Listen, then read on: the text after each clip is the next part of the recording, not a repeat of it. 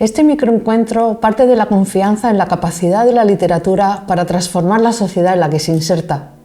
Este cambio, que se realiza a través del efecto que los textos literarios puedan tener en cada uno o en cada una de nosotros o nosotras, resulta especialmente necesario en tiempos como los actuales. En medio de los terribles efectos causados por la pandemia, nuestras comunidades parecen carecer de referentes éticos, especialmente ante el comportamiento de muchos de nuestros representantes políticos y de nuestros medios de comunicación. Pretendemos mostrar que es la literatura, la actual y la de tiempos pasados, la que mejor nos puede guiar ante problemas como la insolidaridad, el desamparo, el miedo y las agresiones a diversos colectivos. Probaremos, por tanto, que la literatura no es un mero entretenimiento, sino una de las actividades más relevantes de nuestros días. En nuestro actual escenario político-social, la desinformación, más generalmente llamada fake news,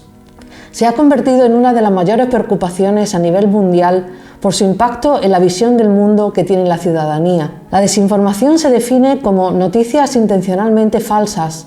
creadas para dañar a una persona, a un grupo social, a una organización o a un país concreto. Tal y como afirma un informe del Centro para el Estudio de los Medios, la Comunicación y el Poder del King's College de Londres, la desinformación no es un fenómeno nuevo, sino que se remonta a siglos en la historia. Sin embargo, la preocupación actual surge de la rapidez con la que se disemina la información falsa o manipulada, por medio tanto de la palabra como de imágenes, debido al auge de los medios de comunicación de masas, incluyendo las redes sociales. El hecho de que la ciudadanía sea ajena a esta situación, o en otros casos incapaz de comprobar hasta qué punto la información que consume es real, nos lleva a una sociedad en la que las y los ciudadanos tienden a buscar narrativas con las que están de acuerdo,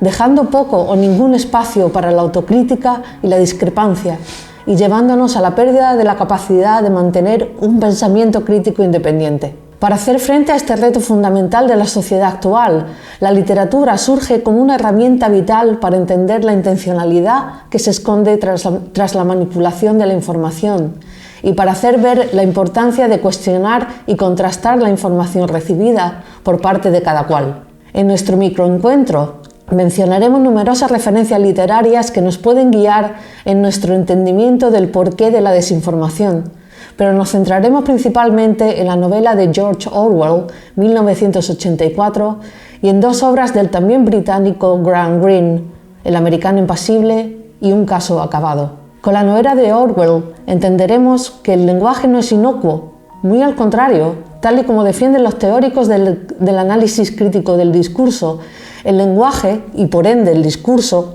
el relato de los hechos, es una herramienta muy poderosa en manos de las estructuras del poder, tanto en estados autoritarios como el que encontramos en 1984, como en las estructuras democráticas bajo las que vivimos en el mundo occidental. Por otro lado, el análisis de la representación de las diversas prácticas periodísticas, éticas y no tan éticas, en las novelas de Greene, nos ayudará a comprender las razones que llevan a la publicación de información que no refleja de forma veraz los hechos, como pueden ser la censura, la falta de ética del periodista en cuestión, o más comúnmente, la agenda política del medio que publica la información manipulada. Asimismo, nos hará entender que la responsabilidad en cuanto a la diseminación de estas malas prácticas no se limita a los y las profesionales de los medios, sino que, como ciudadanía responsable, debemos cuestionarnos si la información que consumimos es veraz o no solamente el relato de los hechos que por motivos ideológicos personales nos gusta leer u oír. Con nuestra labor investigadora reivindicamos en este tiempo espacios más amplios para la presencia del saber humanístico en general y de la literatura en particular en el espacio académico y extraacadémico. En esta nueva edición de la Noche de los Investigadores ponemos en el centro de nuestra labor divulgativa la difusión del potencial ético y activista de la literatura. ¿Por qué trabajamos con la literatura desde este punto de vista?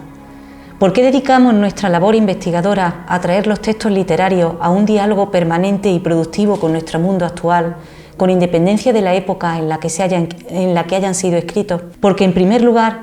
creemos que la obsolescencia programada, típica del irreflexivo culto a la rapidez característico de nuestro mundo actual,